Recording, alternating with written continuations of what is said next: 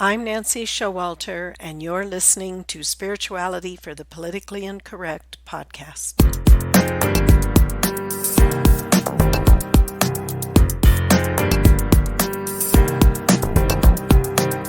Welcome, all radical paradigm shifters and creative change makers.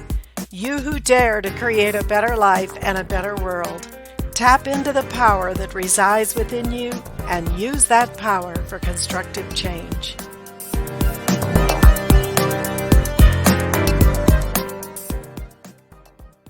Hello, everybody, and welcome to our episode today as we explore the Ascended Masters and their spiritual retreats. And this is such an exciting topic for anyone on a spiritual path because it opens us up to a whole new world and access to the tutoring and teaching, direct tutoring and teaching of the Ascended Masters as we travel out of our body at night to these various spiritual retreats. Now, I'm going to be sharing information from the teachings of the Ascended Masters as they have shared with us regarding their spiritual retreats and what these retreats mean to us here on Earth. For the Ascended Masters, these retreats serve as home for the Ascended Masters in the physical realm, in the spiritual realm, actually, and for Ascended Masters, angels, and other cosmic beings. Now, the retreats really are, in many of us, in our memories. And so when we hear about them, it really rings true to our soul.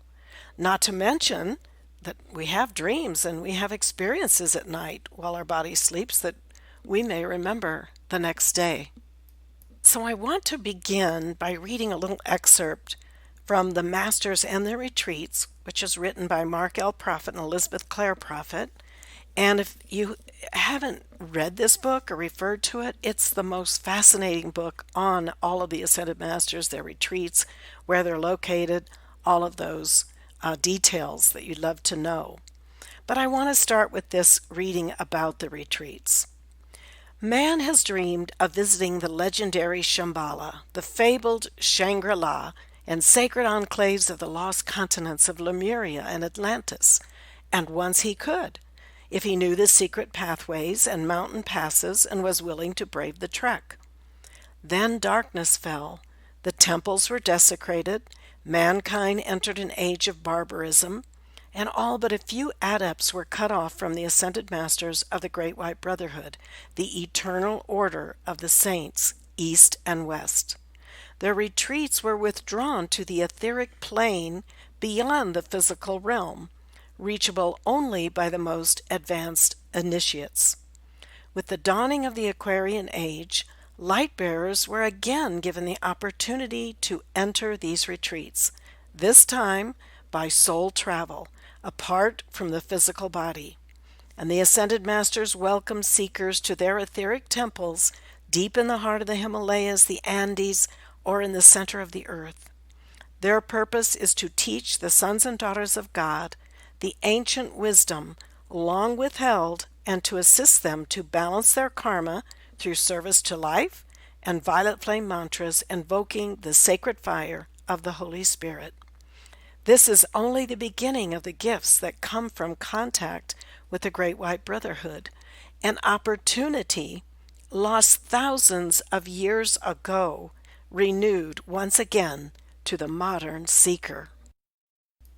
Now, in addition to the retreats in the etheric realm, we also have great cities of light in the etheric octave that are located in various points on the planet. Now, these are the places that many of us go in between our embodiments, where we prepare, where we learn certain things, and we prepare for our next embodiment. And most of the souls there have petitioned the Lords of Karma, and they're just waiting for that opportune moment when the gates of birth are open to them and they can once again come to the earth to work out their destiny in the physical world. Now, in these spiritual cities and retreats, we find that we're actually living and working and serving in situations that really are not much different than what we left here on the planet. But the only big difference is that these etheric cities They hold that pattern, that unique design for what the physical world is intended to be in a golden age. We find the universities of the spirit and great temples of light and homes similar to those we know on earth, including temples of worship, of healing, ideal forms of government, education, the arts and music, invocation, purification, all of these things that we spend our time learning about and carrying that flame of that learning to our next embodiment. Now, not all souls reach these etheric plane between embodiments. Sometimes they just simply go on the other side and they're more in the astral plane, or what we would call the astral plane, and they don't really have higher aspirations and they're caught up in these lower desires. So these must be led by those who have the higher vision, and only those who have momentum of light who are able to reach these etheric cities after they pass on. Now, the Ascended Masters have told us that on the planet we have roughly 6 billion life streams in embodiment, but really the Earth was designed for 10 billion. 10 billion of these individual life streams are assigned to this planet who've not yet ascended, meaning finished their embodiment, balanced karma, reunited permanently with the I am that I am, and they don't have to come back then to the physical realm. So there's about 4 billion souls who are evolving and waiting for the privilege, once again, of having a physical body so that they can continue to work out their karma, balance their death to life, and to gain their victory and self-mastery. So really, these etheric cities show us what previous golden ages on Earth looked like and how the world again can be a future golden age. These retreats also have the purpose for the masters who use these retreats to anchor certain energies throughout the earth on behalf of mankind. And records of past civilizations and golden ages are stored there. And one of the more important aspects also is that the masters serve in these retreats, as I mentioned before, as teachers of mankind. And again, they're centers of study and learning and places for training. And you can look at the lives of many of the famous spiritual beings that we are aware of, Mother Mary, Jesus, Saint Germain, many of the great leaders on the planet and religious teachers. They studied in these retreats to prepare for their mission. And so many of us, many mankind today are trained there, consciously working at the inner levels to prepare for our mission and divine plan in this age. Many of these retreats are located in or near mountain ranges, and many times they extend down into the mountains themselves. So, as you know, if you've ever climbed to a very high peak where there's not a lot of civilization but the higher mountains, you can feel how you are so above the vibrations of the world. And the retreats are almost impregnable to mankind. And that vibration, you can really feel it when you go to those higher levels. I know we've hiked many times through the years into mountains, and you can sense the higher level of the etheric octave. You can sense that you are above the physical world. So as a result, many of the physical locations of the Master's retreats, they're very rejuvenating places to visit due to the radiation of the actual retreat, even if you can't see it. And some of them are vacation or pilgrimage destinations. And you can think of some of the places. For instance, the retreat of the Elohim Peace and Aloha over the Hawaiian Islands. How many times do people go to Hawaii for relaxation and peace and just bathe in that vibration? Or the Royal Teton Retreat over the Teton Range in Wyoming. I don't know if you've ever been to the Teton Range, but if not, it is magnificent. The energy is just palpable. And we had the great honor of traipsing through higher mountain range there of the Tetons, and it was magnificent. We backpacked for 5 days. So it was wonderful. Also, you might feel the vibration of Mother Mary and Archangel Raphael's retreat over Fatima, Portugal.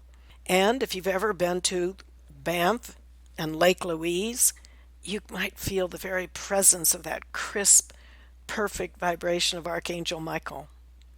So you can go to these places not only to get a physical recharge, but also to recharge your spiritual batteries. And when you travel to these locations, it's always an opportunity to consciously tie into the energy of that retreat and to do spiritual work for the masters. In that moment, you can be like an electrode for the energies of spirit to be anchored in the physical world. Now, I've talked about the 7 color rays that are really the emanations of the pure white light from the heart of God. And I've talked about how these frequencies relate to the 7 chakras, major chakras in our physical, overlaying our physical body, and also the masters that serve on these 7 rays. And there are specifically 7 masters who've mastered the identity by walking on these paths. They're defined as the 7 archetypes of Christhood. And these 7 masters are called the Chohans of the rays. And Chohan is just another word for the Lord of the rays, or the one in charge, the one who sets the vibrational frequency for that particular ray. So this is where I really want to start talking about the retreats of the masters. We'll talk about the 7 Chohans of the 7 rays and their retreats. So this is where we will begin next week by talking and going through each week one of these 7 masters, the Chohans of the 7 rays, the frequency, the qualities that they manifest, their retreat, what their retreat is like, and what they require of us if we're going to visit there at night out of the body. And some of these retreats are not always open to us, but most of the Chohan retreats are. So we're going to be talking about those next week. And if you're curious about how to go to these retreats, just simply ask before you go to bed at night, before you go to sleep, that is, lying in bed even, just ask mentally or out loud to be taken. Ask Archangel Michael to take you in your finer body to visit the spiritual retreats. Get a jump on the whole experience if you've never done this before. And ask to remember when you awaken in the morning what happened. And even if you don't remember intellectually everything that happened, you may remember that vibration. You may wake up feeling just a wonderful, wonderful feeling upon arising in the morning. So experiment a little bit, and then next week we'll get into very specific things, places, vibrations that you can visit, and exactly various requests and calls that you can make to go to the various retreats. So I will see you next week. Until then, keep an open mind, a generous heart, and a powerful spirit. Thank you for being with me today, and if you enjoyed this episode, please subscribe, download, and comment. I'd love to hear from you, and your support is much appreciated. And don't forget, go to nancyshowalter.com to get your free electronic copy of my book, It's Okay to Be Rich, The Entrepreneur's Guide to Increased Wealth and Personal Mastery, endorsed by T. Harv Eker.